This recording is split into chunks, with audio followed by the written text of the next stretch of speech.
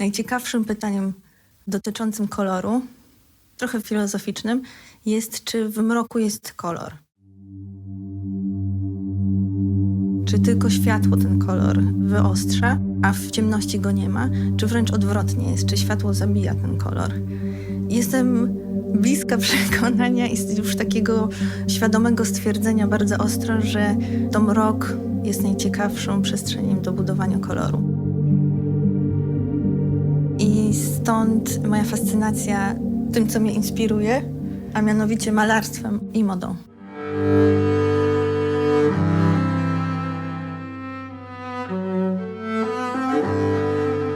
Velázquez jest mistrzem koloru wchodzącego z mroku. Faktury, tekstury, wzoru. To wszystko u niego żyje. Jest bardzo realistyczne, z drugiej strony jest w tym ogromna tajemnica.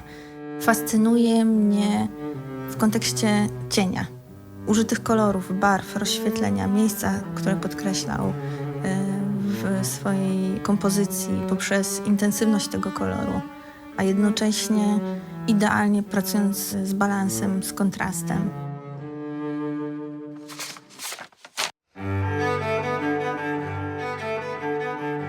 Jeżeli chodzi o modę, to moją absolutną miłością jest Alessandro Michele. I love to be open to the things that make me feel like, oh my gosh, what is this? And I start to play with these kind of things. I like the ugly things. To jest mistrz szeroko rozumiany interpretacji, człowiek o wszechstronnej wiedzy, jeżeli chodzi o sztukę i rzemiosło. Rzeczy, które wychodzą spod jego ołówka, są wykonane perfekcyjnie. Odpowiadają na wszystkie elementy związane z rzemiosłem szycia, projektowania, jeżeli chodzi o jakość tkanin, sposób wykończenia tych elementów. Ważny jest dla niego każdy jeden element, nawet to, co jest niewidoczne, czyli ten mrok. Tak? To, co jest w cieniu, i tak jest piękne.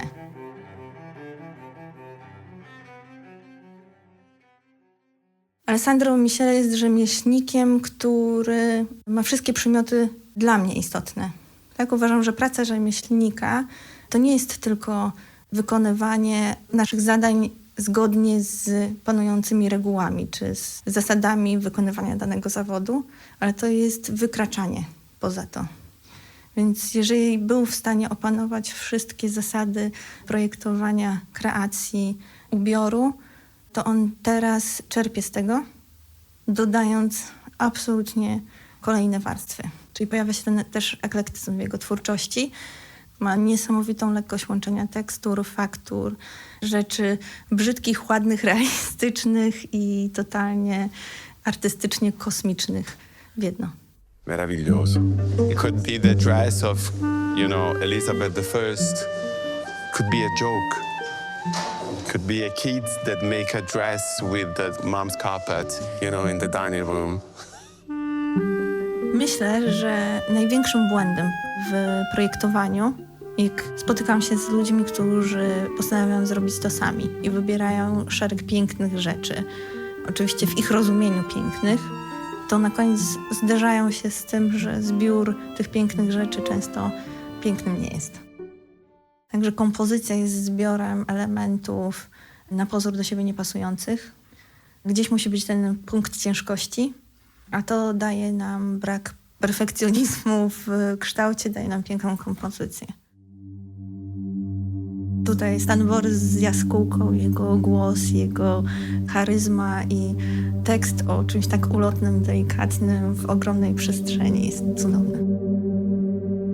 W sytuacji, w której jesteśmy w stanie w projektowaniu oswoić mrok, osiągamy punkt, który można nazwać sukcesem. Idealny. To jest miejsce spokoju i harmonii totalnej, niebanalne i twórcze. I Jaskółka, siostra burzy jest jednym z piękniejszych zdań, które kiedykolwiek usłyszałam. Teresa Herbig jest absolutną mistrzynią konstrukcji, nie będąc konstruktorem.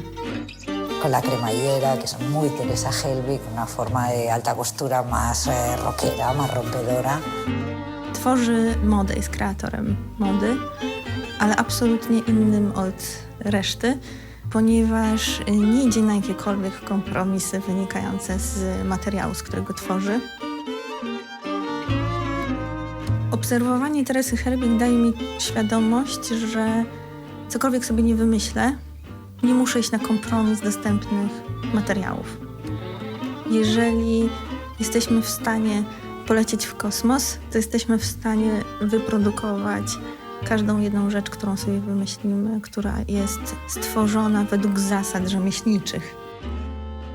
I ona, myślę, że tak samo jak Alessandro Michele jest w punkcie swojego życia, gdzie ma wiedzę z dziedziny projektowania mody i tworzy własne zasady tak jak ja.